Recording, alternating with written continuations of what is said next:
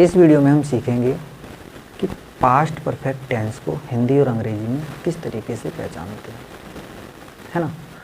आइए देख लेते हैं पास्ट परफेक्ट टेंस, इसकी पहचान क्या होती है, हिंदी में इसकी पहचान क्या होती है, अंग्रेजी में इसकी पहचान क्या होती है ना। तो पहली पहचान देख लेते हैं। इस टेंस के हिंदी वाक्यों के अंत में चुका था, चुकी थी, चुके थे आदि शब्द आते हैं और कार्य का करना या होना भूतकाल में पूर्ण पाया जाता है। इसकी दूसरी पहचान है, दूसरी पहचान में ये नोट भी इंक्लूड है, क्योंकि नोट इसलिए इंक्लूड है क्योंकि ये पहचान पास्ट इंडेफिनिट टेंस में भी आ चुकी है।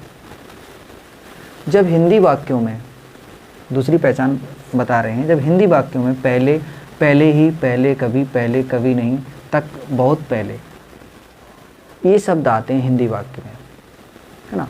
उसके बाद वाक्य के अंत में आ था, ई थी, ए थे और या था, ई थी, ये थे आदि शब्द आते हैं। तो ऐसे वाक्यों की अंग्रेजी पास्ट परफेक्ट टेंस में बनाई जाती है। ऐसे वाक्य कौन सी टेंस के कहलाए जाते हैं? पास्ट परफेक्ट टेंस के वाक्य कहलाते हैं। एक बार फिर से समझ लीजिए, जब हिंदी वाक्यों में पहले, पहले ही, पहले कभी नहीं, तक, बहुत पहले, इसके साथ वाक्यों, इन वाक्यों के अंत में आ था, ई थी, ए थे, या था, ई थी, ये थे आदि शब्द आए और कार्य का करना या होना भूतकाल में पूर्ण पाया जाए, तो ऐसे वाक्य किस में आते हैं? पास्ट परफेक्ट टेंस में आते हैं। इसका तीसरा पहचान है time, use of since for, से का यहाँ पे तक के अर्थ में यूज होगा और फिर था, थी, थे, रहा था, रही थी, रहे थे। कार्य का करना या होना इनमें भी पास्ट टेंस में पूर्ण पाया जाता है। देख लेते हैं एग्जाम्पल। तो पहली पहचान हमारी थी चुका था, चुकी थी, चुके थे, और यहाँ पे काम कैसा था? कंप्लीट था। कौन सी टेंस में? पास्ट टेंस में। जैसे वह अजमेर जा चुकी था, वह अजमेर जा चुकी थी, वह अजमेर जा चुकी थी, तो इसमें क्या है? चुकी थी। तो ये कौन से टेंस का वाक्य हुआ? Past perfect tense. राहुल एक पत्र लिख चुका था, दादाजी कहानी सुना चुके थे, तो इनमें क्या आया? सभी में चुका था, चुकी थी, चुके थे। तो ये सेंटेंस कौन से टेंस के हैं? Past perfect tense. ये सारे टेंस किस टेंस के हैं? सारे सेंटेंस किस टेंस के हैं? Past perfect tense. दूसरी पहचान थी कि पहले, पहले ही, पहले कभी नहीं, तक, बहुत पहले, है ना। तो ये दूसरे पहचान के वाक्य हैं। इनमें क्या दिया जाता है? पहले, मैं पहले पत्र लिख चुका था, या इसे हम ऐसे भी बोल सकते हैं, मैंने पहले ही पत्र लिख दिया था, वह पहले ही वहाँ पहुँच गया था, इससे पहले मैं कई बार ताजमहल देख चुका था। जब हिंदी वाक्यों में पहले, पहले ही, है ना, इससे पहले इत्यादि शब्द आते हैं और बाद में आ था, ई थी, ये थे, है ना, चुका था, चुकी थी, चुके थे आते हैं, तो ये सेंटेंस कौन से टेंस के कहलाते हैं? पास्ट परफेक्ट टेंस के ये सेंटेंस कहलाते हैं। इसके बाद एक सेंटेंस और है, लोगों ने 4 बजे तक भोजन कर लिया था, है ना। तो पास्ट परफेक्ट टेंस में बहुत ही कम सिंगल सेंटेंस का यूज किया जाता है। इसका यूज मोस्टली जब दो काम हो रहे होते हैं एक साथ, एक काम एक के बाद एक हो चुका होता है, जो पहले काम हो चुका होता है उसकी अंग्रेजी हम पास्ट परफेक्ट टेंस में बनाते हैं, और जो बाद में काम होता है उसके अंग्रेजी हम पास्ट इंडेफिनिट टेंस में बनाते हैं। तो मोस्टली जो पास्ट परफेक्ट टेंस होता है उसका यूज इन्हीं दो कार्यों के लिए किया जाता है, लेकिन हम सीखने के लिए, अपना प्रैक्टिस करने के लिए, है ना, बहुत ही कम इन्हें यूज करते हैं। तो मोस्टली यूज किस में किया जाता है, इस प्रकार के सेंटेंस हैं। डॉक्टर के आने से पहले मरीज मर चुका था, है ना, या हम इसे इस तरीके से कह सकते हैं, दोनों का मतलब एक ही है, मरीज के मरने के बाद डॉक्टर साहब आए। तो दोनों सेंटेंसों का जो सेंस है वो बिल्कुल ही सेम है।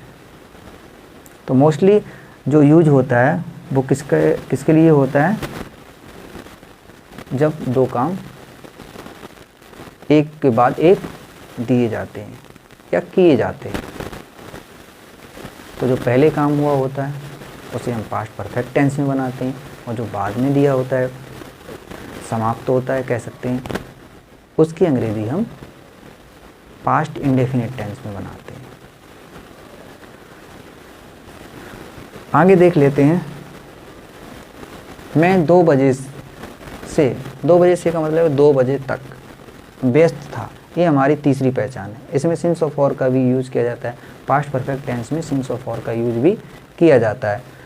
तो मैं 2 बजे से का मतलब है तक, व्यस्त था, या हम ऐसे कह सकते हैं, मैं 2 बजे तक व्यस्त रहा था, है ना। वह 5 वर्षों से का मतलब है तक नर्स रही थी, यानी उसने 5 वर्ष तक किसका काम किया, नर्स का काम किया। अंकित बचपन से शर्मीला था। तो इस तरीके से इनमें क्या दिया जाता है, पॉइंट ऑफ टाइम और पीरियड ऑफ टाइम किसका यूज किया जाता है, सिंस और फॉर का। सिंस का यूज पॉइंट ऑफ टाइम के लिए किया जाता है और फॉर का प्रयोग पीरियड ऑफ टाइम के लिए किया जाता है। अब इसकी अंग्रेजी की पहचान देख लेते हैं कि अंग्रेजी में हम इन्हें किस तरीके से पहचान सकते हैं, अंग्रेजी में इनकी क्या पहचान होती है।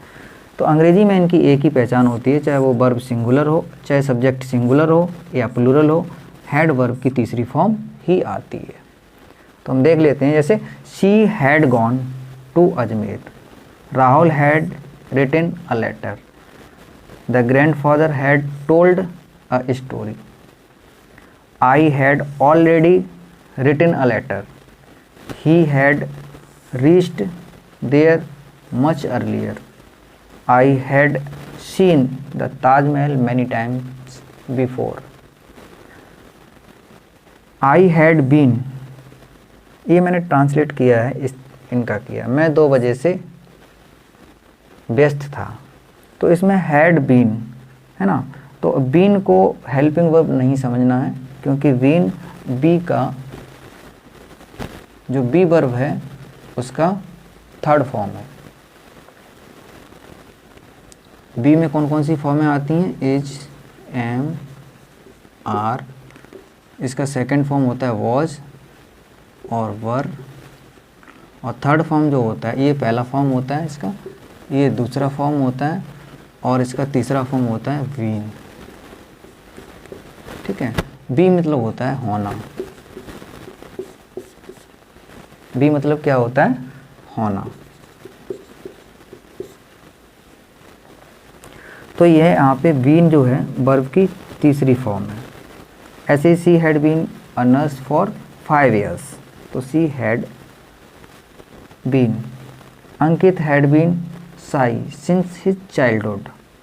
इसी तरीके से लास्ट वाले सेंटेंस को हम बनाएंगे, डॉक्टर के आने से पहले मरीज मर चुका था।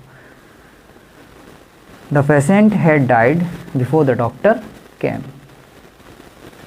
तो इसे हम दूसरी तरीके से इस तरीके से बना सकते हैं, the doctor came after the patient had died. The doctor came after the patient had died. तो इन सभी सेंटेंसों में वर्ब का कौन सा फॉर्म आया है, हैड वर्ब का तीसरा फॉर्म आया है। तो जहाँ कहीं पे भी हेड और वर्ब का तीसरा फॉर्म आता है जिस किसी सेंटेंस में, तो वह सेंटेंस कौन से टेंस का होता है, पास्ट परफेक्ट टेंस का, वह सेंटेंस कहलाता है। तो आई होप आप लोग अच्छी तरीके से समझ गए होंगे। अगर कोई आपका सजेशन हो तो आप अपना कमेंट बॉक्स में उसे लिख सकते हैं। Thank you.